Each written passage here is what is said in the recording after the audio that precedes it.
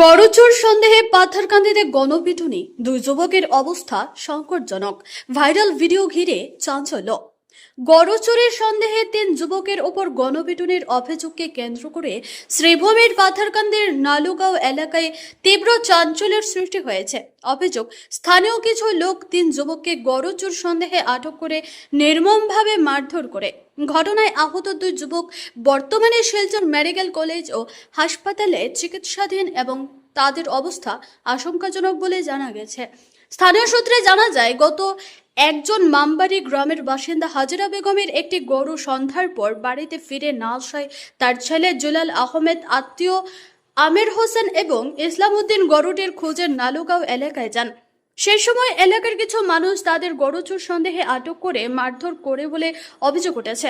এমনকি এয়ারগান দিয়ে একাধিক রাউন্ড গুলি চালানোর অভিযোগও সামনে এসেছে।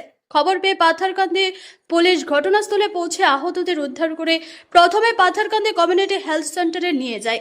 পরে তাদের করিমগঞ্জ সিভিল হাসপাতালে স্থানান্তর করা হয় এবং সেখান থেকে উন্নত চিকিৎসার জন্য শিলচর মেডিকেল কলেজ হাসপাতালে পাঠানো হয়। ঘটনার একাধিক ভিডিও ইতিমধ্যে সামাজিক মাধ্যমে ভাইরাল হয়েছে।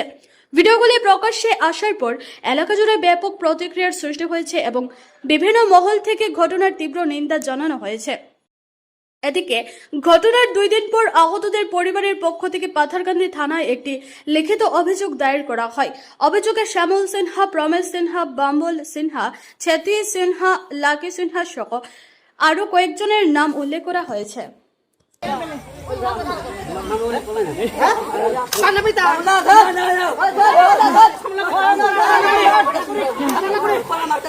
ঘটনা হইল গত 1 তারিখ দিনের বেলায় আমার বাতিজা এবং আমার বাইকনা তারা দুইজনে মানে বাইপাস আনিয়া গরু এটা বান্ধিয়া দেয়। ডেইলি দিনেও দেওয়া হয় গরু, ওইদিকে গরু ঘাস খাওয়া ফিটা করে। এরপরে সন্ধ্যার সময় গরু গরো যায়।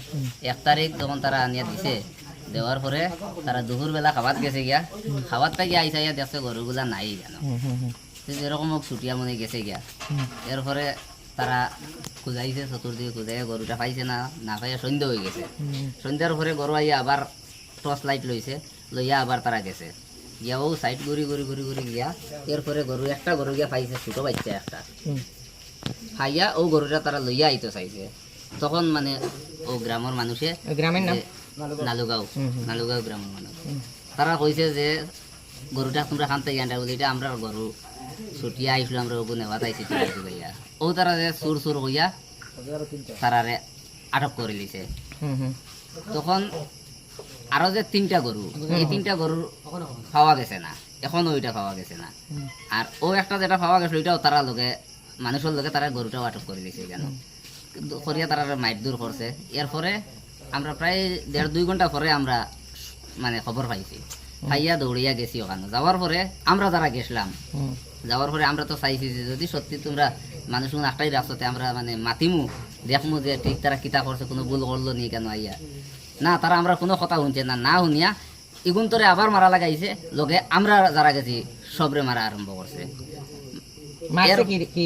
মারছে প্রথমে মারধর করছে, মানে লাত্তাইছে, লাঠি দিয়ে বাড়িয়াইছে। এরপরে মানুষে হাত দিয়ে ধরছে, দরিয়া যে ইয়ারগান বন্দুক ইটা দিয়া লাগাই লাগাইয়া গুলি করছে। বর্তমানে যারা আক্রান্ত করাইছে তারা কই? তারা বর্তমানে মানে শিলচর মেডিকেল কলেজে আছে। অবস্থা কিরকম তারা বর্তমানে? বর্তমানে তার অবস্থা মানে এটা সবকিছু রিপোর্ট আমরা পাইছি। 2জন যে আক্রান্ত হয়েছে তার নাম? একজনের নাম হইলো আমির উদ্দিন আর একজনের নাম হইলো ইসলাম উদ্দিন। আমির উদ্দিনের বাবার নাম? আমির উদ্দিনের বাবার নাম হইলো একরাম উদ্দিন।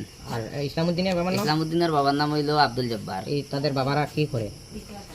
আব্দুল জব্বার যে ইসলাম উদ্দিনের বাবা, তাই আজকে প্রায় 8 মাস থেকে ফেরালাইছে মারা, কোনো একদম অসহায়, চৌকেও দেখুন না, এদিকে ফেরালাইছে মারা। আর একরাম উদ্দিন যে আমির উদ্দিনের বাবা, তাই তো টুকটাক বাজারাতে যাই সবজি বেচইন। আর ও গরুর বাচ্চা যে 3 গো থান আছে, ও গুণ তোর উপরে তান চলাফেরা, মানে ওগুন। আপনার সম্পর্কে ওনারা কি হন? আমির হোসেন আমার বাত্তিজা আর ইসলাম উদ্দিন আমার বাইক। আত্মীয় আমার। ঘটনা যে হয়েছে তার জন্য আপনারা কি পুলিশে মামলা করেছেন? হ্যাঁ, পুলিশে আমরা এফআইআর করেছি। পুলিশ আমার পাথারকান্দির মাননীয় মন্ত্রী মহোদয় শ্রী কৃষ্ণেন্দু পাল মহাশয়, ওনারও দৃষ্টি আকর্ষণ করছি যাতে আপনার এই এলাকা আর আপনারা আপনি এই এলাকার মন্ত্রী থাকা সত্ত্বে এরকম একটা ঘটনা ঘটছে, সেই বিষয়ে আপনি একটু খেয়াল রাখবেন এবং করিমগঞ্জের জেলা প্রশাসনের দৃষ্টি আকর্ষণ করছি, আপনারা সঠিক বিচার এবং সঠিক তদন্ত করে দোষীদেরকে গ্রেফতার করার জন্য আমাদের দাবি। আর অন্যথায় যদি আপনারা এই বিচার যদি আপনারা নিতে না পারেন, তাহলে আমরা সব জনগণ একত্রিত হয়ে আমরা গণ আন্দোলন গড়ে তুলতে বাধ্য হব, সেই কথা স্পষ্ট।